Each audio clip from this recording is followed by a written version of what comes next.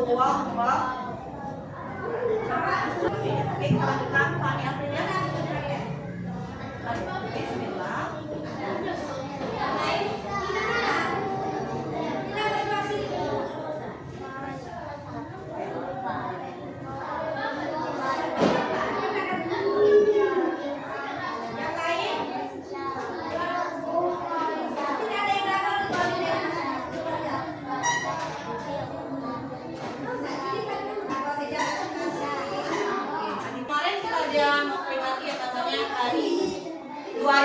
Pada kita sudah memperingati hari ada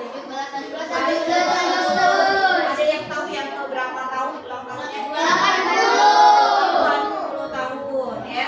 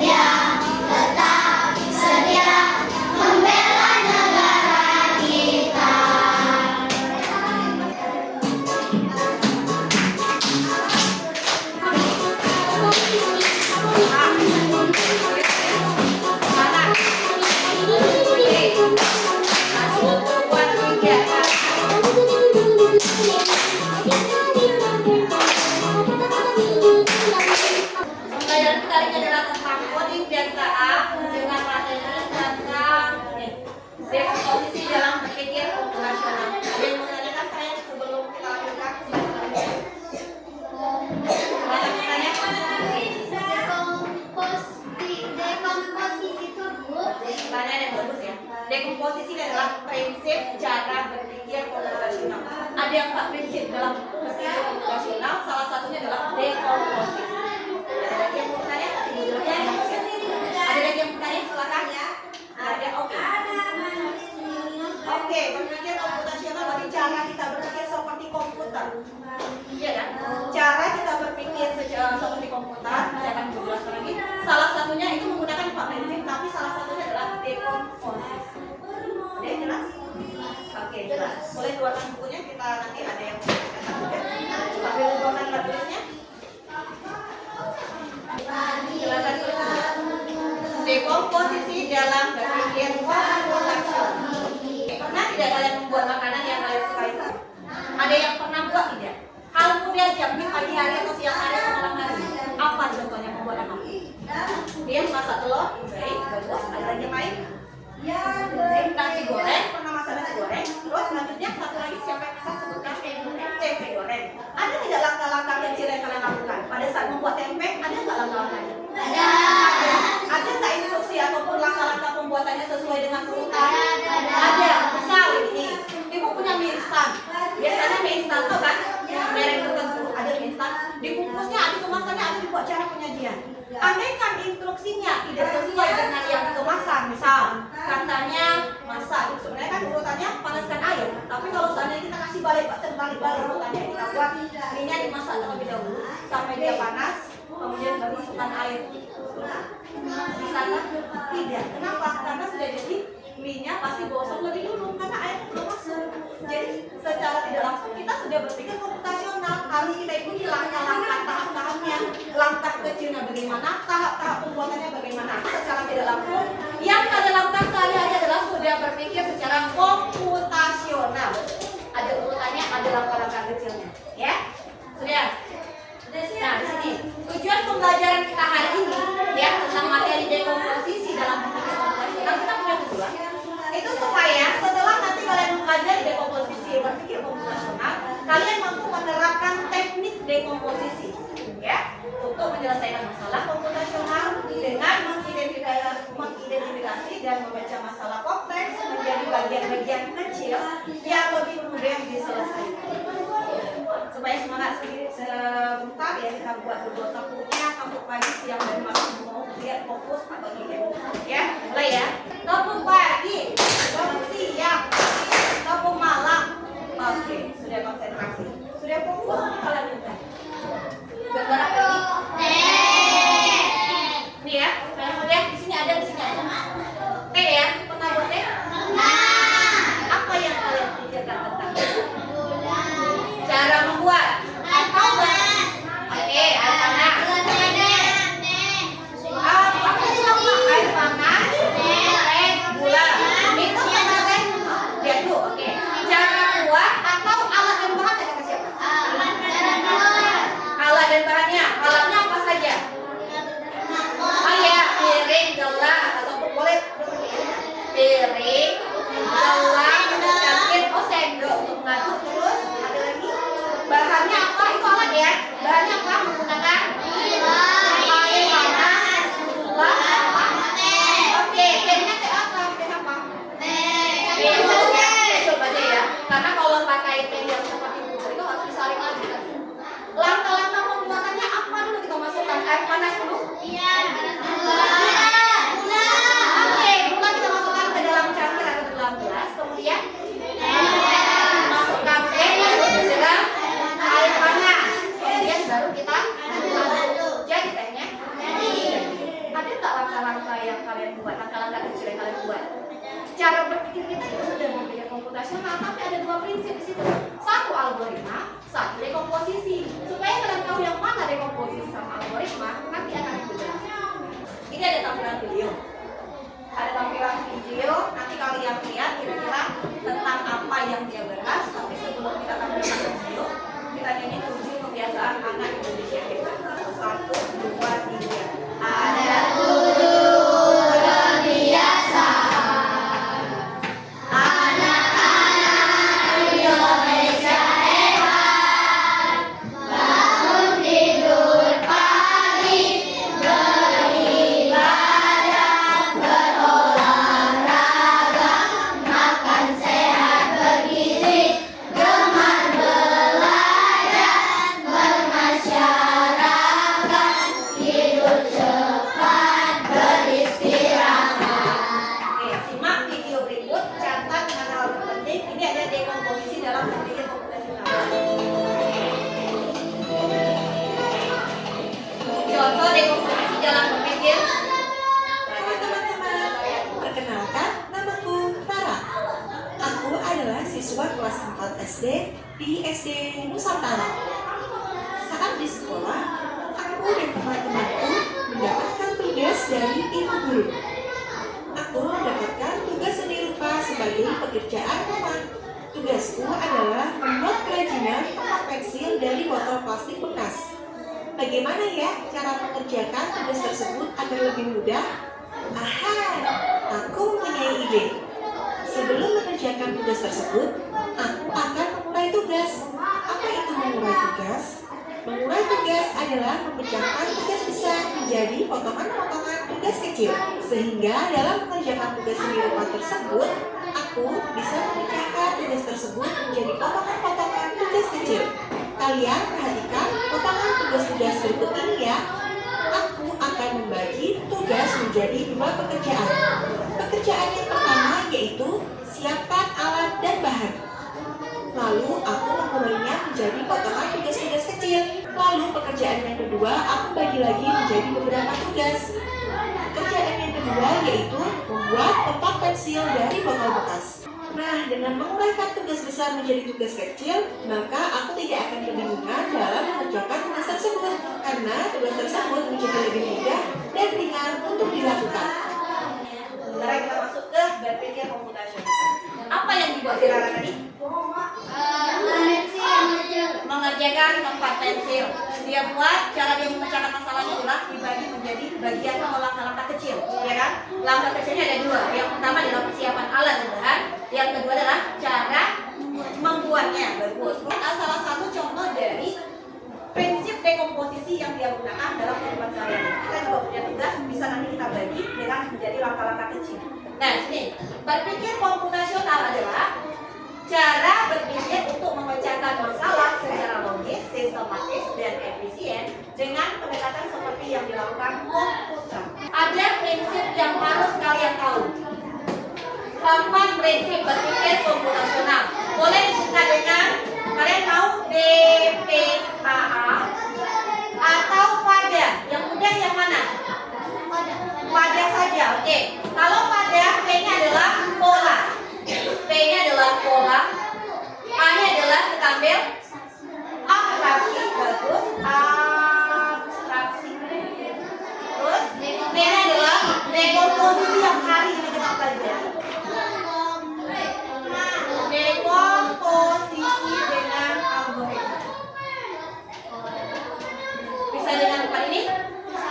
4 prinsip berpikir komputasional boleh bisa dengan PADA. Silakan tulis, nggak masalah. PADA, yang pertama adalah pola, yang kedua adalah abstraksi, kemudian dekomposisi dan algoritma. Kata-kata ini aja yang kalian tulis, PADA aja. Yang lain nggak usah ditulis dulu, nggak masalah. Nanti gue jelaskan yang banyak. Ulangi ya, pola, abstraksi, dekomposisi, dan algoritma atau disingkat dengan PADA. Ya. Boleh, pengenalan pola kalau mau ingat pengenalan pola, boleh pola saja juga tidak masalah. Iya, supaya mudah ingat, ibu yang mau mudah ingat aja. Apa tadi PADA? Kamu lihat mama tulis, bisa nggak? B-nya adalah pola, A-nya adalah abstraksi, D-nya adalah dekomposisi, A-nya adalah algoritma.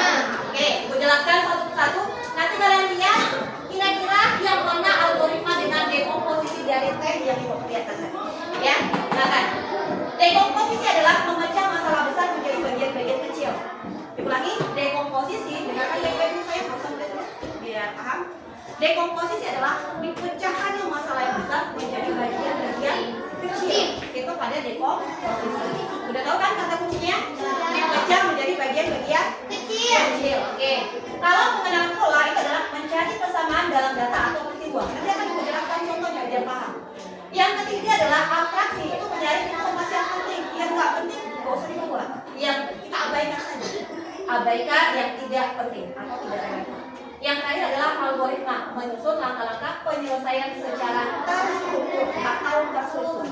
Sudah, ibu kembali ya ke sini dulu, ibu jelaskan biar jelas, kira-kira masuk. Tulis ya, lihat sini dekomposisi. Dekomposisi yang kedua apa? Sekarang coba perhatikan, ibu jelaskan dengan bahasa yang mudah dipahami. Ulangi ya, dekomposisi adalah pemisahan masalah atau memecah masalah ke langkah-langkah kecil. Atau supaya mudah, kita buat dengan bahasa kita di sini adalah cara atau persiapan aja. Persiapan ke langkah-langkah kecil. Kata kuncinya adalah persiapan ke langkah-langkah kecil. Apa yang kita persiapkan? Ya. Yang kedua adalah pola. Pola ini kita ingat supaya ingat kita buat aja persamaan. Ya. Yang ketiga adalah abstraksi. Ini berarti fokus pada yang betul ibu?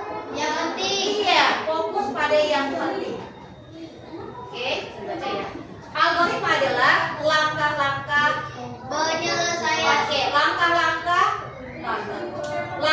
atau kita buat cara pembuatannya, boleh? Cara pembuatan. T yang kalian sebut tadi secara tidak langsung ada 2 prinsip yang kalian lakukan antara dekomposisi dengan algoritma. Kalau cara pembuatan misalnya bu masukkan dulu gula, terus letakkan teh celupnya, baru siram air panas, itu masuk ke mana? Dekomposisi, pola, abstraksi atau algoritma? Algoritma. Tapi kalau katanya bu siapkan sendok, siapkan piring dan gelasnya. Apa lagi yang siapkan? Itu saja. Alatnya disiapkan. Tadi piring, gelas, sendok. Bahannya ada gula, teh dan lain sebagainya yang panas ya. Cara membuatnya masukkan ini dan yang tadi. Berarti ini sudah masuk ke dalam dekomposisi. Berarti berapa prinsip yang kalian gunakan baru? 2. Ada yang mau bertanya, pola bagaimana? Abstraksi bagaimana? Oke, ibu ambil abstraksi dulu ya. Ini gambar apa? Kalian fokusnya sama gambar? Apa itu bisa nggak kalian pikirkan kenapa yang jelas warna putih?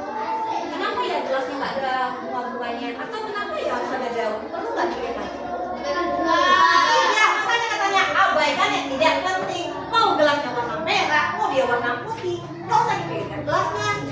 Iya, jadi nggak penting, nggak usah fokusnya cuma di tehnya saja.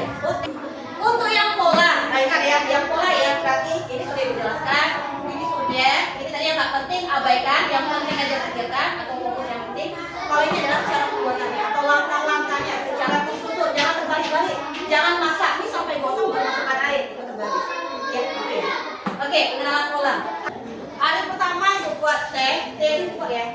Hari kedua ibu buat kopi, hari ketiga kopi, hari keempat adalah teh, hari kelima kopi. Iya, kopi. Hari keenam kopi apa teh? Kopi apa teh? Kopi.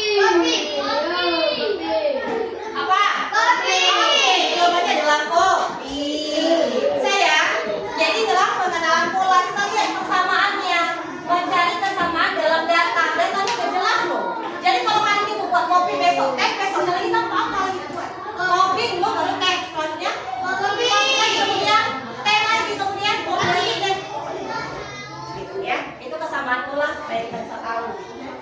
Oke, udah tulis yang ini tadi, yang ini sedikit aja di komposisi pola aplikasi dengan algoritma. Oke ya. Oke, perhatikan. Udah mulai paham? Ada yang mau tanyakan?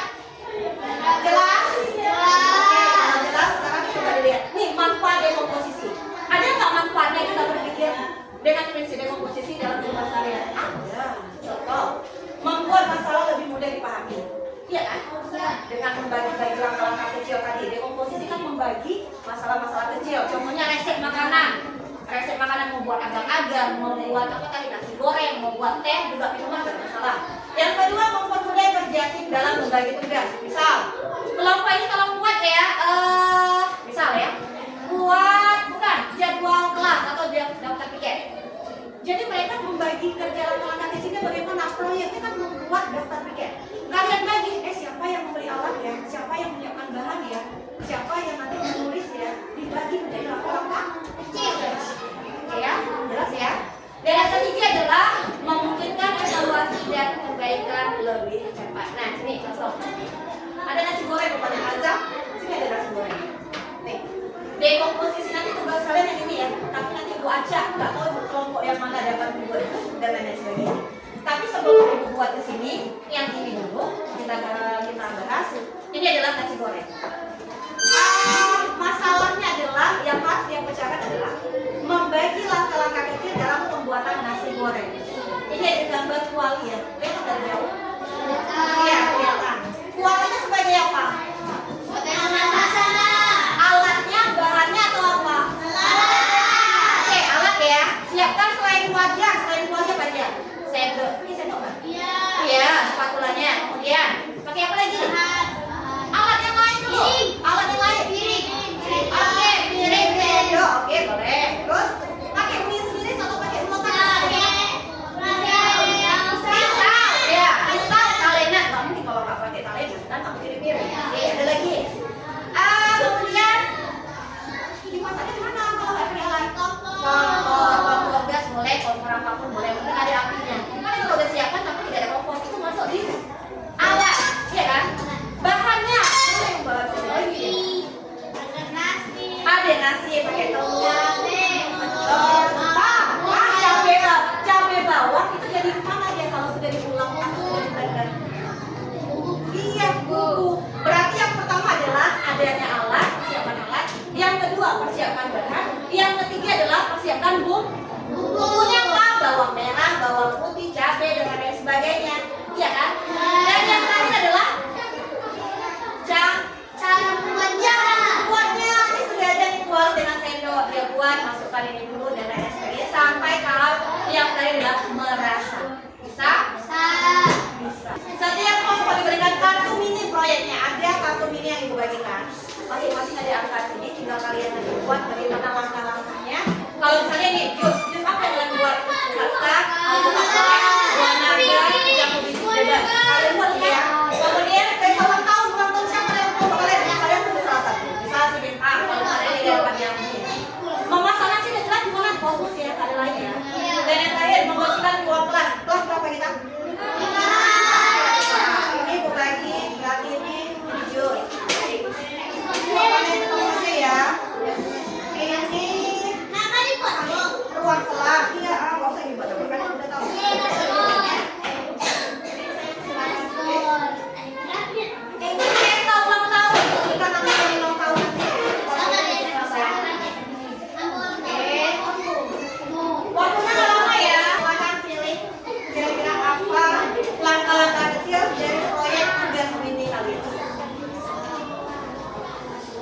D4 itu ya.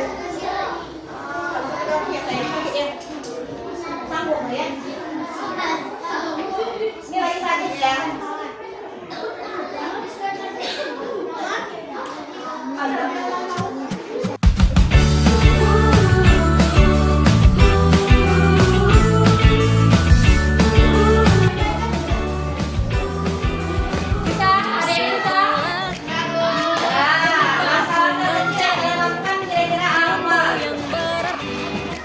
Untuk meraih mimpi di sekolah, ku akan temukan teman dan sahabat bermain bersama.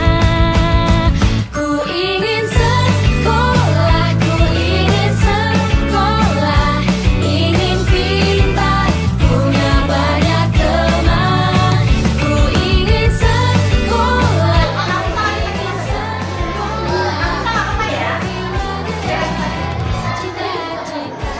Serius berapa? Mau makanan dulu, problem dulu.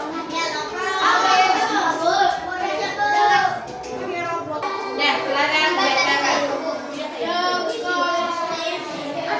Dekomposisi. Membuat jus. Jus mangga.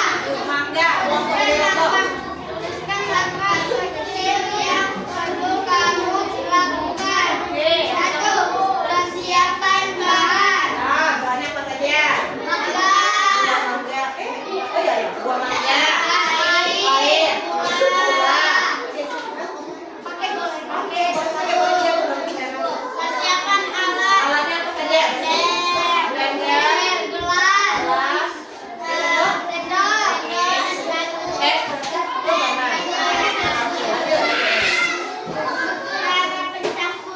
Oke, dicampur ya. Terus yang terakhir, oke, penyajian. Masukan ke dalam gelas, nanti langsung boleh supaya agak boleh gunakan es bagus ya untuk kelompok problem. Boleh tepuk tangan untuk kelompok problem. Oke, silakan. Oke, benar ya. Berarti dekomposisi pemisahan masalahnya sudah jelas. Ini ada persiapan bahan, alat, kemudian cara pencampuran karena jus harus dicampur semua bahannya setelah dipotong-potong ya. Kemudian baru penyajiannya. Kelompok mana yang maju? Yang kedua, silakan. ku ingin sekolah, ku ingin sekolah demi mengejar cita-cita. Di sekolah tempatku bertanya dan guru menjawab, kita pun belajar. Di sekolah semua berlomba untuk bisa menjadi sang juara kelas. Ku ingin sekolah, ku ingin sekolah, ingin pintar, punya banyak teman. Ku ingin sekolah, ku ingin sekolah demi mengejar cita-cita.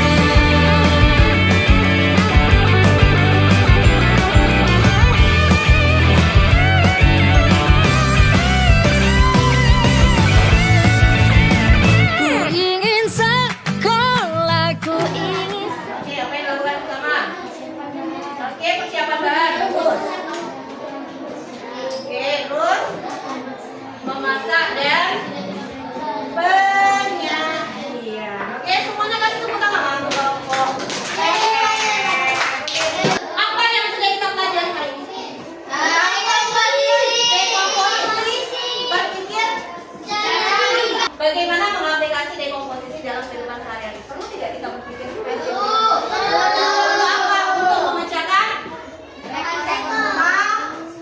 masalah. Untuk memecahkan masalah menjadi bagian dari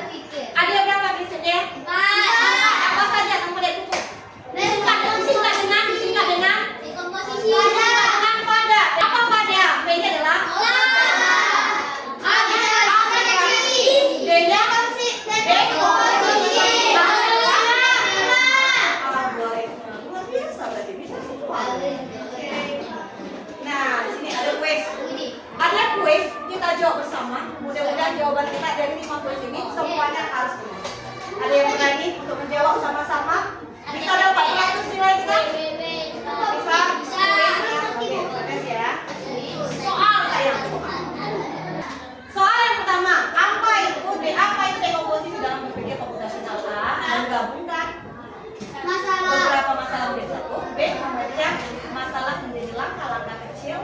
C. Membuat algoritma. D. Mengidentifikasi pola.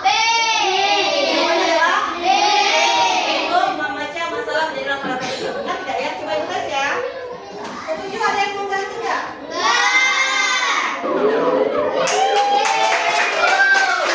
Oke, kalau yang kedua, lanjutkan misi yang kedua.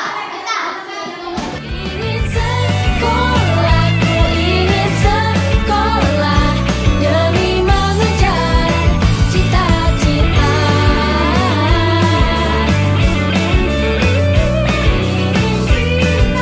Punya banyak teman. Ku ingin sekolah, ku ingin sekolah demi mengejar cita-cita. Demi mengejar cita-cita.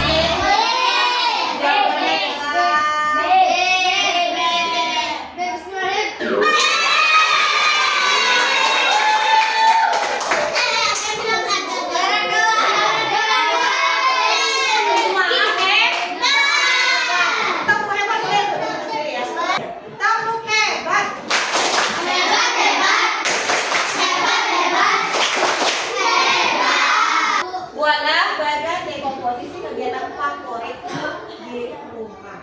Di rumah masing-masing ya, apa kegiatan favorit kalian? Nanti kalian sebut. Semangat dari pelajar Pancasila ya, untuk hebatnya kita hari ini karena sudah terlalu semangat, aktif ya, luar biasa hari ini pelajaran kita. Semangat jadi pelajar Pancasila ya. 1, 2, 3. Semangat jadi pelajar Pancasila. Sampai berjumpa besok kita sekolah lagi. Kepada guru ucapkan selamat siang. Selesai belajar ayo kita pulang. Ore!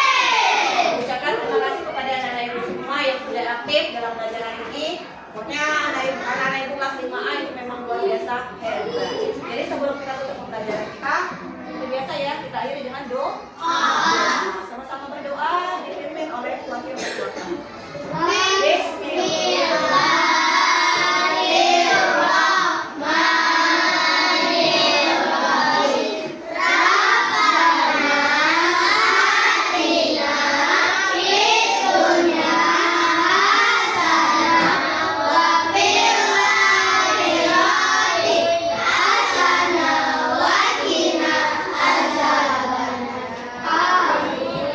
Kita belajar di rumah, jangan lupa ya, tetap semangat belajar. Wassalamualaikum warahmatullahi wabarakatuh.